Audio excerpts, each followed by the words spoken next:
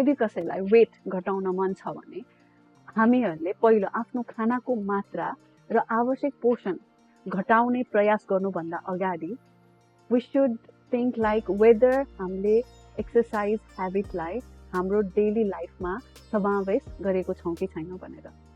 धेरै जसो अवस्थामा हाम्रो इनएक्टिभ लाइफस्टाइलले नै हाम्रो वेट बढाउने एउटा कारण हुन सक्छ। दोस्रो कुरा, हाम्रो वेटलाई बढाउने मुख्य कारण भनेको हाम्रो फुड चोइसेस हो।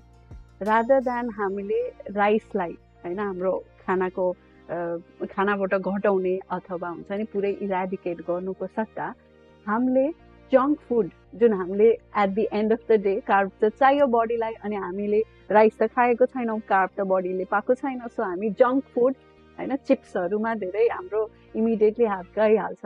सो त्यसलाई हामीले प्रायोरिटाइज गर्नुको सट्टा बरु राइस खानुहोस् तर जङ्क फुड घटाउनुहोस् आफ्नो लाइफस्टाइलबाट। यो दुईटा एक्सरसाइजलाई बढाउने र जङ्क फुडलाई घटाउने जुन यो प्रक्रिया हुन्छ त्यसले हाम्रो वेट घटाउने प्रक्रियालाई एकदमै हेल्प गर्न सक्छ।